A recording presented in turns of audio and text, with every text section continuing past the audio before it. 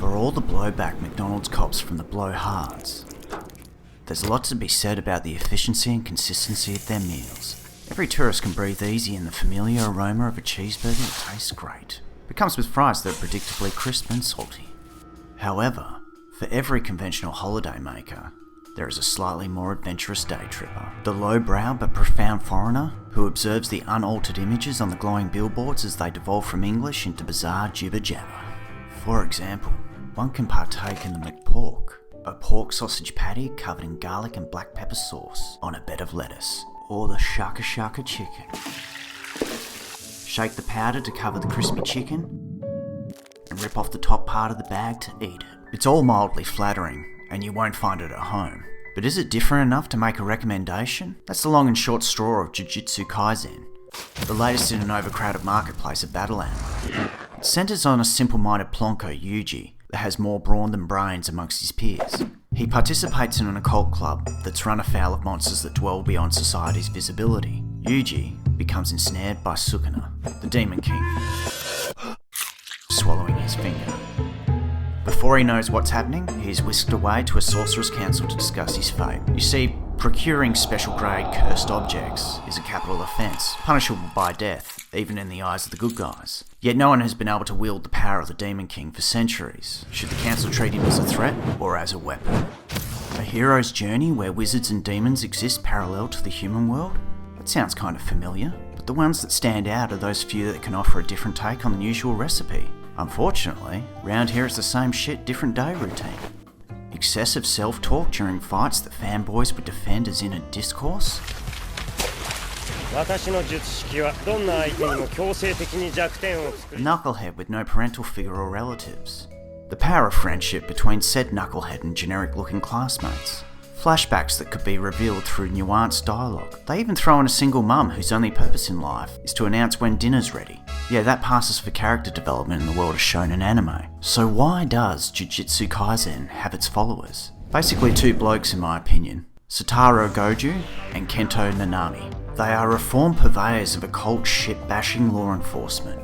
Or depending on one's opinion, perpetuating the backward religious hierarchy of a snake-like cult. Luckily, when the Devil Breakers rock up, things get more interesting in the storytelling department. Gojo sits at the top of the Jujutsu hierarchy. He's one of the most powerful sorcerers, and a mentor figure to Yuji. He swans about the series acting selfishly when dealing with the school's elders. In fact, it's because of this character trait that Yuji is still alive, which is unusual by genre standards. Generally they turn out to be a traitor of some kind, or an obvious big baddie hiding in the ranks. Gojo is just a good guy that's a bit of a prick sometimes, so I was pretty pumped for some clever political manoeuvring about tradition and fear amongst the council bureaucracy, which could have symbolised the exploitation of children in society, or just a good old-fashioned game of cat and mouse, as Gojo and the council create setbacks and one-up each other throughout the series. Unfortunately, Gojo's story thread follows a conventional path. Nanami's backstory is hinted at quite transparently with his getup. He's no stranger to insipid dress codes. And as cartoon nuts, we all know a bold spotted tie can only call for a solid coloured blazer with matching slacks. In this case, a very solid grey. I'd easily mistake this for a Ermenegildo Zegna number. Geez, I hope I pronounced that correctly. With a French-collared, long-sleeved Armani special underneath, complemented by a pair of Oliver People's After Midnight Sunnies. Like Nanami's formal wear, our trajectory gets distracted the more you realise it's style for style's sake.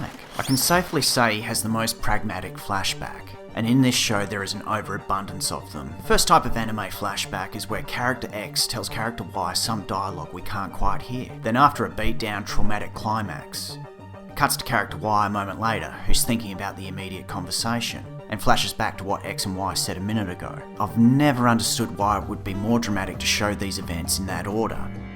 Another type of flashback is the flashback to another episode of the previous episode before, specifically relating to an upskilling/outwitting of another foe in the present context, which is basically cheap shorthand for a recount of the fighting in the previous episode. Nanami's backstory is slightly more sophisticated than the conventional trappings of Yuji and his friends. Like all brilliant flashbacks, food is used as a framing device. You see, Nanami used to be a Jujutsu master before becoming a stockbroker to make more money. I won't spoil the flashback, but I enjoyed the fact he left the salaryman lifestyle to return to a less soul-crushing job. The action sequences are fluid and do their job. The characters, while being a bit bland looking, do have a unique set of powers. That was how I managed to tell most of them apart from each other. However, what started off as a minor quibble became a major obstacle as the series progressed. At no point did I have a firm grasp of the cursed techniques to explain why certain characters could beat their opponents in combat. The power system is the bread and butter of the fighting genre.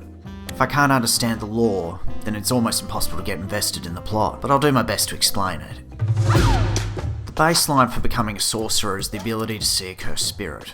Maki, a side character, is unable to harness dark energy, so she has to fight with handyman tools that are literally cursed. But if she can't see a cursed spirit, I do wonder, how can she fight them? All sorcerers can use one final technique called Territorial Expansion. There are a few variations on domains, but the distinction between them is fairly blurred. A domain expansion is a pocket dimension where the user sets the rules for combat. A simple domain is used to counter a domain expansion. Then there is an incomplete domain. However, just because the barrier is incomplete doesn't make said domain incomplete. Simple domains ignore the rules that a stronger domain can overpower a weaker domain. Sorcerer's powers are amplified if they explain what the rules of their domain are. Fucking hell. However, this technique is not unique to the Territorial Expansion and can be performed outside of the scenario. It's called, wait for it, a contract. Needless to say, it's all very confusing and sounds like exposition within exposition.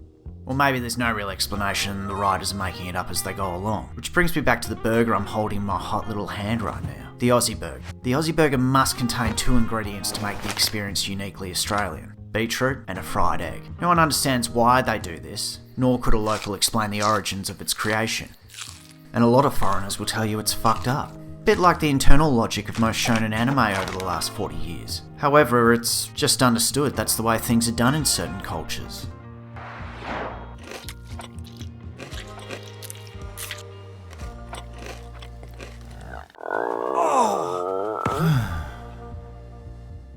Delicious.